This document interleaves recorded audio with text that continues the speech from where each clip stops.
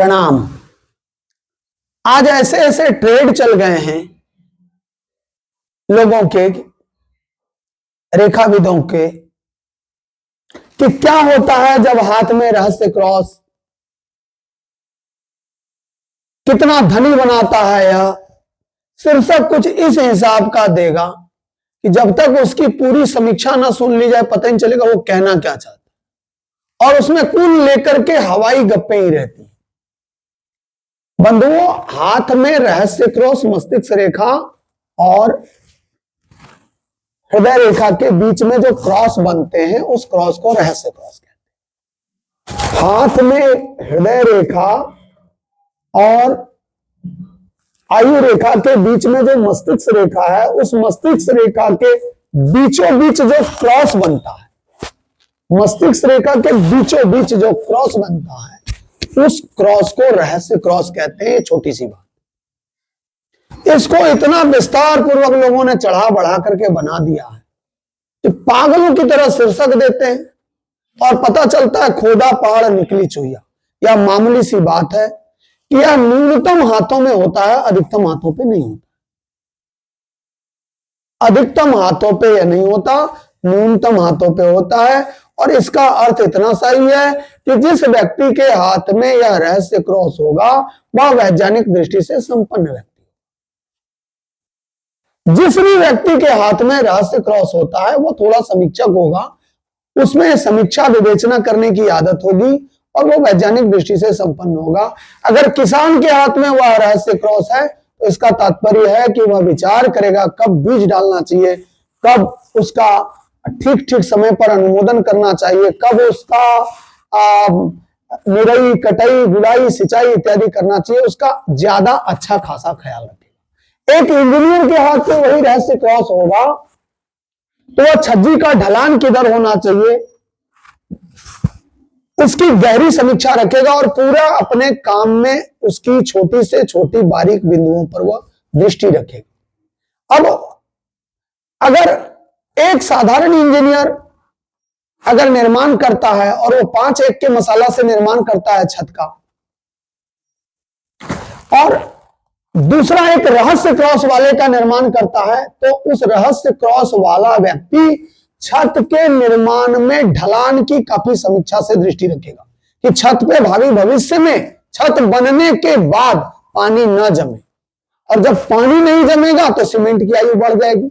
उस एक ध्यान रखने मात्र से उसकी आयु छत की बढ़ गई, और यह व्यक्ति केवल ढलान में मसाला का ध्यान रखेगा। तो ये अंतर होते हैं और यह एक बड़ा अंतर भी पैदा करता है, और यह बड़ा अंतर पैदा करने से, उसकी बड़ी समीक्षा करने से प्रायः उसकी सफलता में 4 चांद लगाता है। इतना ही अर्थ है।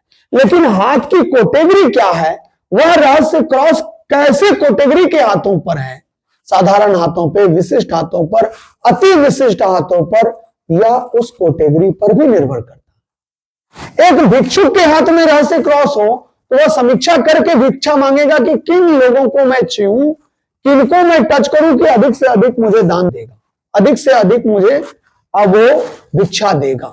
ऐसे भाव उसमें आएंगे। लेकिन एक वैज्ञानिक के हाथ में रहस्य क्रॉस हो तो वो यंत्रों की सूक्ष्म से सूक्ष्म प्रणाली पर दृष्टि रखेगा।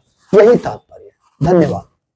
अभी एक ट्रेड चल गया, अभी एक ट्रेड चला है और वो हस्तरेखा विशेषज्ञ स्वयं को कहते हैं और कहते हैं कि किनका प्रेम असफल हो गया है, कौन 1 घंटे में तो 15 घंटे में तो 24 घंटे में अपनी प्रेमिका को पवाएं।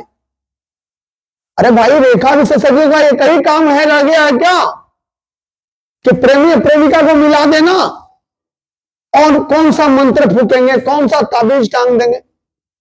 व्यक्तित्व की विरासत, व्यक्तित्व की त्याग तपस्या है, यह गुण है जो किसी जोड़े को प्रभावित करता है, उसके पूरे जीवन धारा को प्रभावित करता है।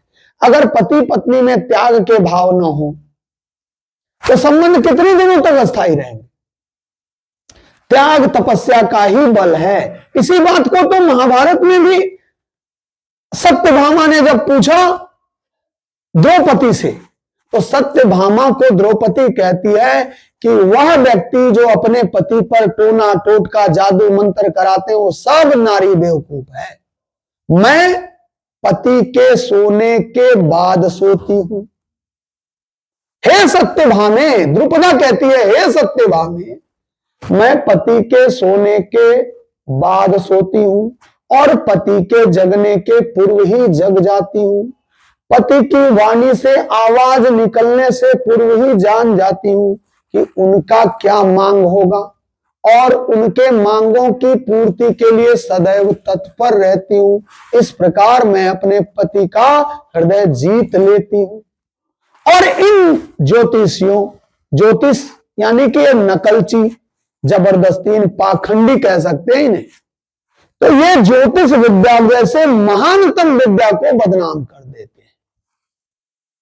अरे ज्योतिष जैसे महान विषय को तो वेदस्य चक्षु, वेदों की आंख कहा। जो व्यक्ति बहुत छली है, बहुत द्वेषी है, बहुत क्रोधी है, इन सब को ज्योतिषियों की आंख से देखे तो चाहे कितनी भी मुस्कुराहट है वो उसको पहचान जाएगा। इसलिए पुराने जमाने में बड़े बड़े राजा भी राज ज्योतिषी नियुक्त करते थे और उस राज ज्योतिषी के कथनों पर दृष्टि रखते थे। लक्षणाविद होते थे वो, उन लक्षणों को वो पहचान जाते थे। इन्हीं लक्षणों, राम के उन्हीं लक्षणों का तो जिक्र रामायण में भी किया है हनुमान ने।